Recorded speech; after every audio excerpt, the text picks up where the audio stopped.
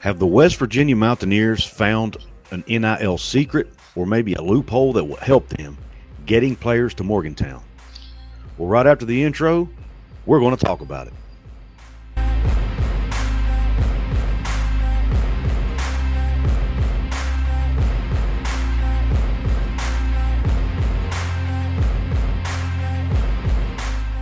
What is going on, Mountaineer Nation, fellow college hoops fans? My name is Couz. And my name is Mountaineer Paul. And we present to you Hoops from the Hills. What is going on, ladies and gentlemen? We are here back with another episode. Today, we're going to talk to you about something very interesting that my friend Paul really has discovered, and he and I have talked about the last couple of days. And that is, we've seen West Virginia go out and land people like Kerr Kriisa, Omar Silverio. Now there's talks about Jesse Edwards, the Syracuse big, potentially coming to Morgantown. These are all transfer portal guys. And it makes you wonder, what is the deal with all of these foreign players possibly coming to Morgantown? Maybe we figured it out. Maybe there's an NIL loophole, secret, whatever you want to call it, that they have discovered that gives them a little bit of an advantage over the competition. Paul, I'll let you kick it off, man. And kind of explain to the audience what this secret is that we're talking about. So, in America, college players that aren't looked upon like Oscar Tshiebwe isn't a good example. He won National Player of the Year. He would be considered a player of extreme renown and would be eligible for the type of visa that they give NBA players. And it gives them the ability to make a lot of money in America. So college players have a lesser version of this. It's called the F-1 visa. And unfortunately, these players, and there are several thousand of them, aren't able to make the kind of money. They're able to make some, but not the kind of money that, let's say,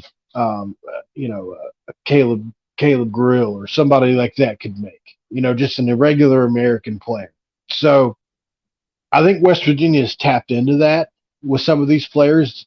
Syracuse and Jesse Edwards parted ways, in large part because, and we'll attach this article into the description box, and Couz will take care of that. But basically, they weren't able to figure out the NIL situation there at Syracuse, which is baffling. You would think Syracuse would probably be one of the 10 best in America, something like that, considering that they're as close to being a blue blood in basketball as you can get. So if they're not, they're right on the verge, right? So, and it turns out that this F-1 visa situation is something that kind of has to be handled a little bit differently. And the way that works is you go into the home country, just like for Oscar Tshiebwe, this is the Congo, and the UK was able to work out a very lucrative NIL package for Oscar and their trust, similar to the Country Roads Trust in Morgantown. Able to go in Jesse Edwards' situation, it would be Amsterdam. Kerr Kriisa, it would be where he's from. Omar Silverio, where he's from, and work out these NIL packages in the home country, find them sponsors, and that's a specialty. So only certain people at this point in the game can do that. Not that anybody can, but only certain people have the know-how to do that. It takes a lot. So I think West Virginia has figured that out. I think they are, instead of having to pay these huge amounts of money to NIL, I think this is a way to do things a bit cheaper and still land some of the very best players in the country.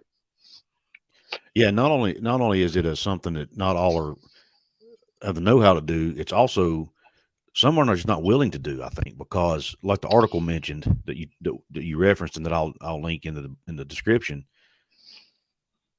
most schools are afraid to go down that avenue because they're afraid of, because what can happen is, and this article lays it out for you, what can happen is if something goes awry in this deal, that player can actually lose eligibility to play professional basketball in the United States.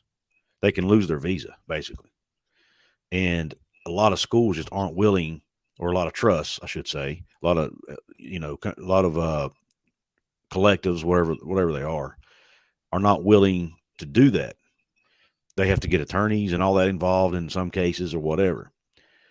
So either West Virginia has outsmarted some of the competition and found a way to do it. I mean, I say West Virginia, I'm talking about Country Roads Trust, obviously, not the school. The school can't do it directly, but you guys understand I think you guys understand what we're saying here. They've either figured out a way around it, or they're just willing to take the risk for these players that other schools aren't willing to take. It's one of the two, or maybe they're just outworking them. Let's face it, West Virginia's a blue collar school. Maybe they're putting the work in. Country Roads Trust folks are putting the work in and going out and talking to these businesses or whatever in these foreign countries and able to get them on board with these deals. Maybe they're just willing to put more work in and more time in than some of the other schools are to get these players. That's another way I look at it too. Maybe they're just outworking everybody for some of these guys. Great points. And obviously, if all that fails, we've still got the winningest head coach currently alive. Right. That's active. Right. We've still got Bob Huggins to fall back on. And so if they aren't choosing us for those reasons, there's always that reason too. And so that also plays a huge part in it. It does. It does. And, it's pretty exciting to think about this. If West Virginia has discovered this, quote unquote secret, then, it excites me because there's a lot of good talent, man, in these foreign countries. Yeah. And word spreads fast, and these players talk. And, people like, if Edwards comes, he might call up one of his friends in, country XYZ and say, hey, man, West Virginia can get you an NIL deal or whatever. So I think that's very interesting to talk about. And another thing that Paul and I talked about before we come on air was this. West Virginia has a very large number of former players who play overseas in various countries across the world. Chase Harler, for example, is playing overseas right now. Can't remember what country he's in, but, I mean, he's just one of many. Denise Kalikla. Dennis Kalichli, right. There's another one that might be able to go out and help facilitate. That's just for example, if you've got a player, let's just use Edwards as an example. He's from Amsterdam, I think, right, Paul? Yes. If we have and I don't know if we have anybody playing in Amsterdam right now, any alums, but if we say we did, or that have played in Amsterdam, right? They can go out. They can get that former player on the phone and say, hey, you know any businesses in Amsterdam that might be willing to give an NIL deal to, Edwards. And maybe that player can act as a liaison, so to speak, for Country Roads Trust and talk to the businesses in Amsterdam. And that's just an example. I mean, Paul and I had the opportunity to interview Chase Harler on the show. And Chase Harler is actually a part of Country Roads Trust that goes out and helps guys find NIL deals. Or I shouldn't say guys, helps athletes find NIL deals. So, and he's not the only one, I'm sure. So, right, they might be leaning on, and I don't have proof of this, but it wouldn't surprise me if that's one of the things the Country Roads Trust is leaning on and utilizing to help with these foreign players. What do you think about that? That's a great point, dude. I think that is not. I'd be surprised if it wasn't happening. I mean, networking is a big part of NIL in general in America, and so it stands to reason that it would be the same thing overseas and abroad. Right. A little bit about Jesse Edwards, since this is a video about him primarily. This is a guy that I think if West Virginia is able to add Jesse Edwards, and then you start talking about, okay, what's the missing piece after that? That would be a wing player, right? But let's say Jesse Edwards happens. This is a guy that's 14, 10, and almost 3 blocks a game. Think of what Nakobe Dean did for Kansas State last year. He fills a very similar role. This is a guy that does pick and roll out lobs. And oh, by the way, that is the specialty of one Kerr Carissa. So this would be a match made in heaven from a pick and roll situation and standpoint. There's so many deadly things they could do off of it, the pick and the pop. Because Kerr is such a great shooter off of the pick. So there's so many great things that can happen as a result of this. And it just excites me to think that we could finally have some excitement back in Morgantown because Edwards is a dunker, and he's a really good in-game dunker. He's a shot blocker, and he's a defensive-minded player that can also score the ball. He's not – we also have John Hughley coming in. He's not as polished as Hughley with his back to the basket, but he just figures out other ways to score. He gets a lot of offensive rebounds. He's more of a Huggins type guy than Hughley would be, in my opinion. Right. And if we don't know what's going to happen with Jimmy Bell. Paul, we just did a video over on his football channel that you guys can check out about Jimmy Bell. He might be going to play football, right? Potentially. Yeah. So, is he coming back? And even if he does, let's face it, I love Jimmy Bell, but this guy's a better player than Jimmy Bell. Jesse Edwards is a better player. You cannot turn down a Jesse Edwards. And, that in itself might, I don't want to say force Bell to leave, but encourage him to, right? And, Trey Mitchell's coming back. Joe Toussaint's coming back. We've got Kerr Carissa coming in. We've got Jose Perez for another year. Omar Silverio coming in who can shoot the lights out. I mean, and double-digit scorer. I'm trying to keep my excitement level at a at a reasonable pace here, or a reasonable level. But man, it's hard not to get excited about what you see going on inside the basketball program. And if we're able to land Jesse Edwards, and then maybe a guy like an Avery Anderson or a John Hughley or a Caleb Grill, I mean, you're talking about guys who scored double digits in Power 5 basketball. And I mean, it's hard not to get excited about that. And then if you get your core guys coming back, the Seth Wilsons, like I said, Trey and Joe are coming back. You've got guys who've played in the program already coming back. It'd be a great mix. Yeah, great mix. It wouldn't be like last year where the majority of your team is new. You would have a handful of guys that are new but are really good. And then you've got your core guys who can kind of guide them, lead them along as far as, what's expected for under Hugs and what's expected at West Virginia, that kind of thing. Yeah. I mean, I think it's of course, I don't expect all these guys to come back. I look for at least one or two more guys probably to transfer out. But, still, I think we'll have enough guys back that will, last year we really only had, you had Kedrian. It was really the only guy back that played significant minutes. And Emmett. And Emmett counts. Yeah, he does. He does count. Good point. But that's it. Yeah, I mean, Seth Wilson came off the bench, played, a little bit. Kobe Johnson played limited minutes. Okonkwo played limited minutes. Wagi was new. Bell was new. Mm-hmm. So, I mean, I think we got a lot to be excited about right now. Yeah. In and around the West Virginia basketball program. Yeah. Hey, and also, Ethan Bach, our friend of the show, I was talking to him yesterday, and he was talking about how Jose Perez is going to be hosting Jesse Edwards for his visit, which is coming up, I think, the 14th. So, along with Caleb Grill, by the way, he is not an afterthought. If we can land either of those guys, it's a very exciting thing. They're just different players, and Jesse Edwards is much more needed.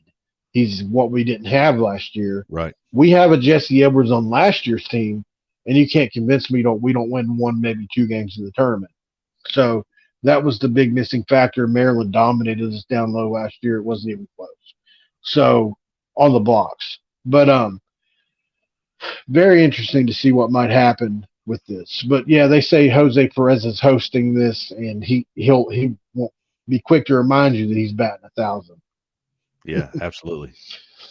Yeah, and I've heard, and I don't know, which I know Eric Stevens is not going to be hosting, because I just saw Eric Stevens put out a tweet yesterday or last night that I guess he's leaving town to go do his pro tryouts and all that stuff. So he Mhm. won't be hosting. But I've heard that some of the older players like Emmett might be around too to help host some of these Yeah. guys. And Emmett has also put on Well, his Twitter account that he's never had a. He said he's only had one recruit that he's hosted that did not commit on while they were on the visit, and that one called him 40 minutes later and said, "I'm committing." So he's batting 1,000 as well. nice. We'll take it.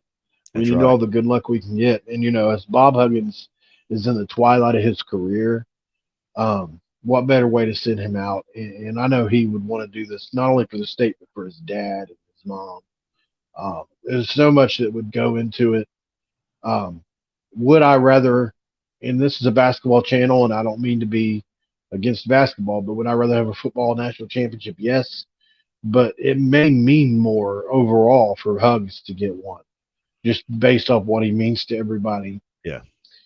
Um, And it's more and realistic, let's face it. it's more of yeah, we're much closer. I mean, you look at who made the Final Four last year. It doesn't need to be hashed out and gone over again. It's been talked about ad nauseum, but I mean, if San Diego State can make it, we can do it. Absolutely. Don't tell me we can't. Yep. It's not like it was UConn, UCLA, UNC, and Duke there last year. Like it was UConn and then three other teams that could have been West Virginia easily. So um, I just I want to have that 2010 feeling again. Absolutely, man. Me too, buddy. Me too. And in this, well, the difference, in my opinion, between what this team could be in the 2010 squad was that was an underdog type squad, while this squad, if it keeps coming together, if and I only say if because we don't know what's going to happen, but if we do, let's say we land a Edwards and a Grill or another wing, I truly believe this is going to be we're going to be talking about top 10 territory preseason. You know, that's the kind of I don't even know if you'd be able to be supplanted as the number one portal class after that. That Arkansas is making a heck of a run for it, but um, they put in a lot of work, regardless of what happens. Right. All right. Well, guys, we appreciate you tuning in here. Real quick before we go, though, please sub up the channel if you haven't yet. We're on the road to 1,000 subscribers. We're right around 550 right now, so we're getting there. And unfortunately, we haven't been able to put out as much content as we'd like to, but we ask that you please. We have a very special guest coming up on the show here in a couple of days. We're going to surprise you with that one, but so stay tuned. But it's a national media guy that you will all know, because he's been very active in the conference realignment talk. Let's just put it that way. But so we got some really exciting things going on here on the channel. So please sub us up. Please like this video if you don't mind. There's a thumbs up button right below. Just click it real quick. It's free. It's easy. It takes about a second or less. Drop a comment below. Let us know what you think about Country Roads Trust, West Virginia strategy with NIL, how they are making things happen. And let us know about Jesse Edwards. Are you excited about possibly landing this 7-foot double machine from Syracuse? I'm not biased, but I'd like to have the guys. You can tell by the way I described him. But personally, I mean, obviously, I'd love to have the guy, but I think we need him. Yeah. But yeah, drop a comment below, subscribe, like, share it with your friends. Let them know about us here at Hoops from the Hills. Check us out on our football channels, Couz's Corner and Mountaineer Paul Talks Football. Sub Paul up. He's that close to 1,000 subscribers. Get him over the hump. And Paul, you got any last parting words for these great people? Yeah, if you want to get a laugh, go look at Syracuse message boards right now. We're getting called everything in the book. Oh yeah, for hosting Jesse Edwards. So go check out the message boards. It's comical. You'll get a laugh out of it. Guys, we thank you for tuning in here this episode of Hoops from the Hills. And until the next time, we are out.